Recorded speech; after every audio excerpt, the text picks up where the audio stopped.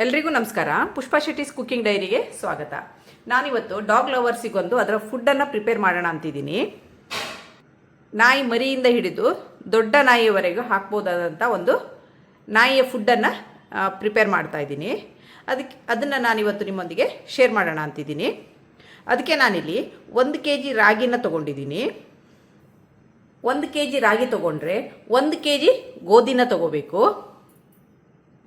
ಹಾಗೂ 1 kg ಅಕ್ಕಿನ ತೊಗೊಂಡಿದ್ದೀನಿ. ಹಾಗೂ ಅದಕ್ಕೆ ನಾನಿಲ್ಲಿ 75 ಗ್ರಾಮ್ಸ್ ಆಗುವಷ್ಟು ಕಪ್ಪು ಕಡಲೆ, 75 ಗ್ರಾಮ್ ಆಗುವಷ್ಟು ಹೆಸರು ಕಾಳು, 75 ಗ್ರಾಮ್ ಆಗುವಷ್ಟು ಉದ್ದಿನ ಬೇಳೆ, 75 ಗ್ರಾಮ್ ಆಗುವಷ್ಟು ತೊಗರಿಬೇಳೆ, 75 ಗ್ರಾಮ್ ಆಗುವಷ್ಟು ಅಲಸಂದೆ ಬೀಜವನ್ನು ತೊಗೊಂಡಿದ್ದೀನಿ. ಹಾಗೂ 1/4 kg ಆಗುವಷ್ಟು ಸೋಯಾಬೀನನ್ನು ತೊಗೊಂಡಿದ್ದೀನಿ. 1/4 kg ಆಗುವಷ್ಟು ಹುರುಳಿಕಾಳನ್ನು ತೊಗೊಂಡಿದ್ದೀನಿ. ಇದನ್ನು ಈಗ ತಗೊಂಡಂಥ ರಾಗಿ, ಗೋಧಿ, ಅಕ್ಕಿ ಹಾಗೂ ಈ ಸಾಮಗ್ರಿಗಳನ್ನೆಲ್ಲ ಚೆನ್ನಾಗಿ ತೊಳೆದು ಬಿಸಿಲಿಗೆ ಹಾಕಿ ಒಣಗಿಸಿ ಇಟ್ಕೊಂಡಿದ್ದೀನಿ. ಈಗ ತಗೊಂಡಂಥ ಎಲ್ಲ ಸಾಮಗ್ರಿಗಳನ್ನು ಚೆನ್ನಾಗಿ ಹುರ್ಕೊಳ್ಳೋಣ. ಕಪ್ಪು ಕಡಲೆನ ಹಾಕಿ ಹುರಿತಾ ಇದ್ದೀನಿ.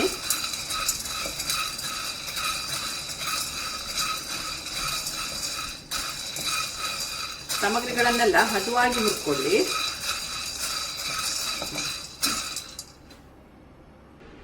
ಕಡಲೆಯಲ್ಲಿ ಹೇರಳವಾಗಿ ಪ್ರೋಟೀನ್ ಇದೆ, ಇದು ತುಂಬ ಒಳ್ಳೆಯದು. ಇದು ಆಗಿದೆ. ಈಗ ಇದನ್ನ ಒಂದು ಪಾತ್ರೆಗೆ ಟ್ರಾನ್ಸ್ಫರ್ ಮಾಡ್ಕೊಳ್ಳೋಣ. ಈಗ ಹೆಸರು ಕಾಳನ್ನು ಹಾಕಿದ್ದೀನಿ. ಇದು ಚೆನ್ನಾಗಿ ಘಮ ಬರೋ ತನಕ ಹುರಿಯೋಣ.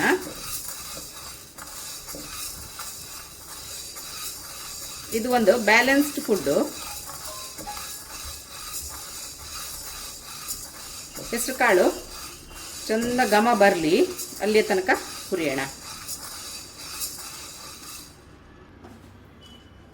ಇದು ಹೆಸರು ಕಾಳೀಗ ಆಗ್ತಾ ಬಂದಿದೆ, ಹುರಿದಾಗ್ತಾ ಬಂದಿದೆ. ಇದರಲ್ಲಿ ಐರನ್ ಮತ್ತು ಫೈಬರು ಹೇರಳವಾಗಿದೆ. ಇದನ್ನೀಗ ಒಂದು ಪಾತ್ರೆಗೆ ಟ್ರಾನ್ಸ್ಫರ್ ಮಾಡ್ಕೊಳ್ಳೋಣ. ಇದೇ ಬಾಣಲೆಗೆ ನಾನು ಒಂದು 75 ಗ್ರಾಮ್ ಆಗೋಷ್ಟು ಅಲಸಂದೆ ಬೀಜನ ಹಾಕ್ತಾಯಿದ್ದೀನಿ. ಇದನ್ನು ಹದವಾಗಿ ಹುರ್ಕೊಳ್ಳೋಣ. ಈ ಅಲಸಂದೆಯಲ್ಲಿ ಜಿಂಕ್ ಮತ್ತು ಮ್ಯಾಗ್ನೀಷಿಯಮ್ಮು ಹೇರಳವಾಗಿದೆ. ಇದನ್ನು ಚೆನ್ನಾಗಿ ಹದವಾಗಿ ಹುರ್ಕೊಳ್ಳೋಣ.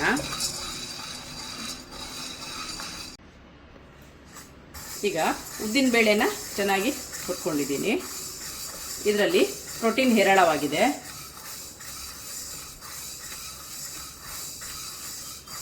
ಇದೀಗ ಸಾಕು. ಉದ್ದಿನ ಬೇಳೆ ಈ ಕಲರ್ ಬಂದರೆ ಸಾಕು. ಇದನ್ನೀಗ ಒಂದು ಪಾತ್ರೆಗೆ ಟ್ರಾನ್ಸ್ಫರ್ ಮಾಡ್ಕೊಳ್ಳೋಣ. ಈಗ ತೊಗರಿ ಬೇಳೆನ ಹಾಕಿದ್ದೀನಿ. ಇದನ್ನು ಸಹ ಹದವಾಗಿ ಹುರ್ಕೊಳ್ಳೋಣ.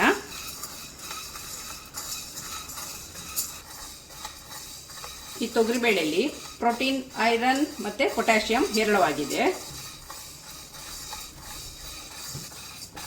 ತೊಗರಿಬೇಳೆ ಈ ಹದದಲ್ಲಿ ಹುರಿದ್ರೆ ಸಾಕು. ಈಗ ಇದಾಗಿದೆ.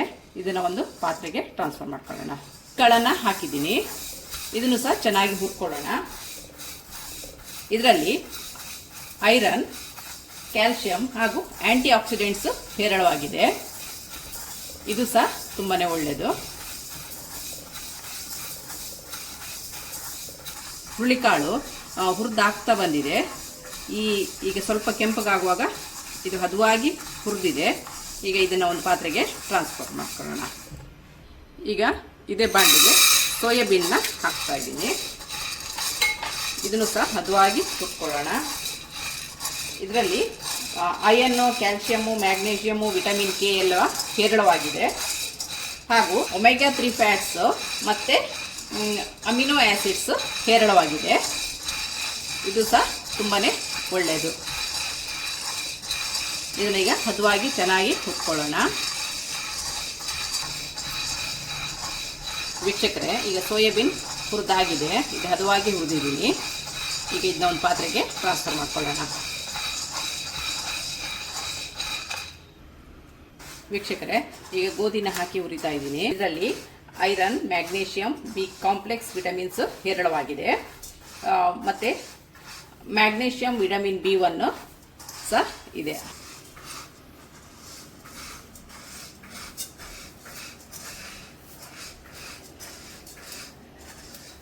ಈಗ ಗೋಧಿ ಹುರಿದಾಗಿದೆ. ಇದು ಹದವಾಗಿ ಹುರಿದಿದ್ದೀನಿ. ಈಗ ಇದನ್ನ ಒಂದು ಪಾತ್ರೆಗೆ ಟ್ರಾನ್ಸ್ಫರ್ ಮಾಡ್ಕೊಳ್ಳೋಣ. ಈಗ ಇದಕ್ಕೆ ಅಕ್ಕಿನ ಸಹ ಹಾಕಿ ಹುರಿತಾ ಇದ್ದೀನಿ. ಇದನ್ನು ಸಹ ಹದವಾಗಿ ಹುರ್ಕೊಳ್ಳೋಣ. ಹೆಚ್ಚಿಗೆ ಹುರಿಯೋದು ಬೇಡ. ಇದು ಒಂದು ಒಳ್ಳೆಯ ಕಾರ್ಬೋಹೈಡ್ರೇಟ್ ಸೋರ್ಸ್ ಆಗಿದೆ.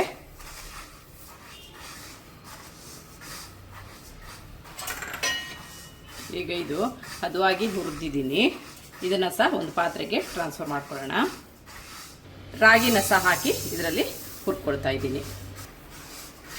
ಗಾದೆನೇ ಇದೆ, ರಾಗಿ ತಿಂದವನು ನಿರೋಗಿ ಅಂತ.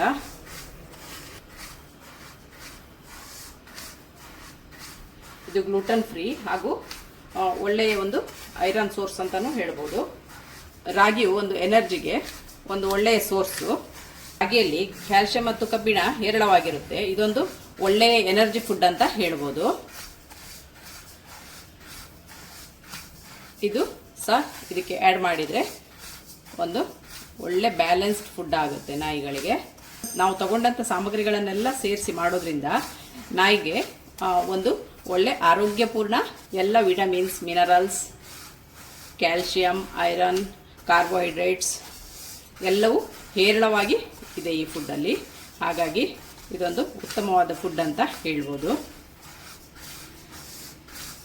ರಾಗಿ ಇದು ಹುರಿದಾಗ್ತಾ ಬಂದಿದೆ. ಇದನ್ನು ಒಂದು ಪಾತ್ರೆಗೆ ಟ್ರಾನ್ಸ್ಫರ್ ಮಾಡ್ಕೊಳ್ಳೋಣ. ಈಗ ತಗೊಂಡಂಥ ಎಲ್ಲ ಸಾಮಗ್ರಿಗಳನ್ನು ಹದವಾಗಿ ಹುರ್ಕೊಂಡು ಬಂದಿದ್ದೀನಿ. ಈಗ ಎಲ್ಲ ಇದನ್ನು ಮಿಕ್ಸ್ ಮಾಡಿ ಚೆನ್ನಾಗಿ ತಣಿಯಕ್ಕೆ ಬಿಡೋಣ. ಇದಕ್ಕೆ ರಾಗಿನೂ ಹಾಕ್ತಾ ಇದ್ದೀನಿ. ಗೋಧಿನ ಸಹ ಇದಕ್ಕೆ ಹಾಕ್ತಾ ಇದ್ದೀನಿ. ಅಕ್ಕಿನ ಸಹ ಹಾಕ್ತಾ ಇದ್ದೀನಿ. ಈಗ ಹುರ್ಕೊಂಡಂಥ ಎಲ್ಲ ಸಾಮಗ್ರಿಗಳನ್ನು ಇದಕ್ಕೆ ಹಾಕಿ ಮಿಕ್ಸ್ ಮಾಡಿ ಈಗ ಇದನ್ನೆಲ್ಲ ಮಿಕ್ಸ್ ಮಾಡೋಣ. ಮಿಕ್ಸ್ ಮಾಡಿ ಇದು ಚೆನ್ನಾಗಿ ತಣಿಲಿ.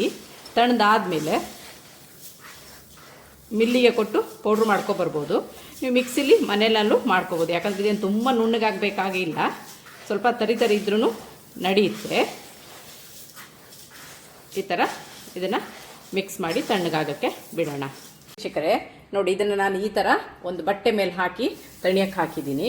ಯಾಕಂದರೆ ಪಾತ್ರೆನಲ್ಲೇ ಇಟ್ಟರೆ ಬಿಸಿ ಇರೋದ್ರಿಂದ ಬೆವರೋ ಚಾನ್ಸ್ ಇರುತ್ತೆ. ಇದು ಕಂಪ್ಲೀಟ್ ಆರಿದ ಮೇಲೆ ಇದನ್ನು ಪೌಡ್ರ್ ಮಾಡೋಣ.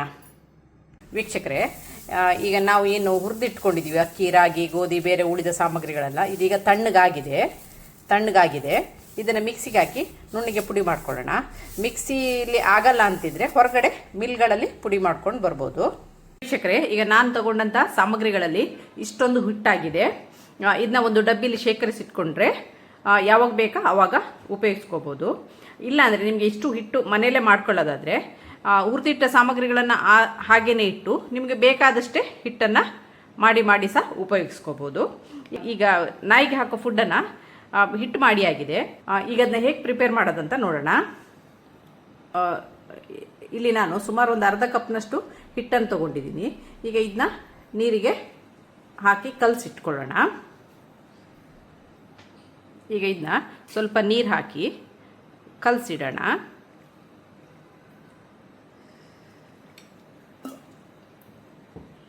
ನಾನೀಗ ತೋರಿಸ್ಲಿಕ್ಕೆ ಒಂದು ಅರ್ಧ ಕಪ್ ಹಿಟ್ಟನ್ನು ಮಾಡಿ ತೋರಿಸ್ತಾ ಇದ್ದೀನಿ. ನಿಮ್ಮ ನಾಯಿಗೆ ಎಷ್ಟು ಬೇಕು ಅಷ್ಟನ್ನು ಮಾಡಿಕೊಳ್ಳಿ. ಇಲ್ಲಿ ನಾನು ಸುಮಾರು ಅರ್ಧ ಕಪ್ನಷ್ಟು ಹಿಟ್ಟನ್ನು ಹೇಗೆ ಮಾಡೋದು ಅಂತ ತೋರಿಸ್ತಾ ಇದ್ದೀನಿ. ಈಗ ಇದು ಹಿಟ್ಟು ರೆಡಿಯಾಗಿದೆ. ಈಗ ನಾನಿಲ್ಲಿ ಆಲ್ರೆಡಿ ನೀರನ್ನು ಕುದಿಯಕ್ಕೆ ಇಟ್ಟಿದ್ದೀನಿ. ಈಗ ಇದನ್ನು ಇದಕ್ಕೆ ಹಾಕಿ ಕಲಸೋಣ. ವೀಕ್ಷಕರೇ, ಇಲ್ಲಿ ನಾನು ಒಂದು ಅರ್ಧ ಕಪ್ ಹಿಟ್ಟಿಗೆ 1.25ರಿಂದ 2 ಗ್ಲಾಸಷ್ಟು ನೀರನ್ನು ಕುದಿಯಕ್ಕೆ ಇಟ್ಟಿದ್ದೀನಿ. ಅರ್ಧ ಕಪ್ ಹಿಟ್ಟನ್ನು ಹಾಕ್ಕೊಂಡಿದ್ದೀನಿ. ಇದು ಚೆನ್ನಾಗಿ ಕುದಿಲಿ, ಚೆನ್ನಾಗಿ ಬೇಯಲಿ. ನಂತರ ತಣ್ಣಗಾದ್ಮೇಲೆ ನಾಯಿಗೆ ಹಾಕ್ಬೋದು. ಇದನ್ನು ನಾಯಿ ಮರಿ ಇರುವಾಗ ಹಾಕ್ಬೋದು. ಹಾಗೆ ದೊಡ್ಡದಾದ್ಮೇಲೆ ಸಹ ಅನ್ನ ಜೊತೆ ಮಿಕ್ಸ್ ಮಾಡಿ ಕೊಡ್ಬೋದು. ನಿಮಗೆ ತುಂಬ ಮಾಡೋದಾದರೆ, ನಿಮಗೆ ಇದು ಸಮಯ ಇಲ್ಲ ಅಂದರೆ ಅಕ್ಕಿ, ರಾಗಿ, ಗೋಧಿನ ಚೆನ್ನಾಗಿ ತೊಳೆದು ಚೆನ್ನಾಗಿ ಒಂದು 3-4 ಬಿಸಿಲು ಒಣಗಿಸಿ ನಂತರ ಅದನ್ನು ಬೇರೆ ಉಳಿದ ಸಾಮಗ್ರಿಗಳನ್ನೆಲ್ಲ ಹುರ್ಕೊಂಡ್ರೆ ಸಾಕು. ನಿಮಗೆ ನನ್ನ ಈ ಫುಡ್ ಪ್ರಿಪ್ರೇಷನ್ ಇಷ್ಟ ಆದರೆ ಪ್ಲೀಸ್ ಒಂದು ಲೈಕ್ ಕೊಡಿ, ಶೇರ್ ಮಾಡಿ, ಕಮೆಂಟ್ ಮಾಡಿ. ಸಬ್ಸ್ಕ್ರೈಬ್ ಆಗಿಲ್ಲ ಅಂದರೆ ಸಬ್ಸ್ಕ್ರೈಬ್ ಆಗಿ. ಹಾಗೂ ನಿಮ್ಮ ಫ್ಯಾಮಿಲಿ ಹಾಗೂ ಫ್ರೆಂಡ್ಸ್ಗಳ ಜೊತೆನೂ ಹಂಚ್ಕೊಳ್ಳಿ. ಇದಕ್ಕೆ ಬೇಕಾದರೆ ಸ್ವಲ್ಪ ಮೊಸರು ಮಿಕ್ಸ್ ಮಾಡಿ ನಾಯಿಗೆ ಸರ್ವ್ ಮಾಡ್ಬೋದು. ಈಗ ಗ್ಯಾಸನ್ನು ಆಫ್ ಮಾಡ್ತಾ ಇದ್ದೀನಿ. Thank you.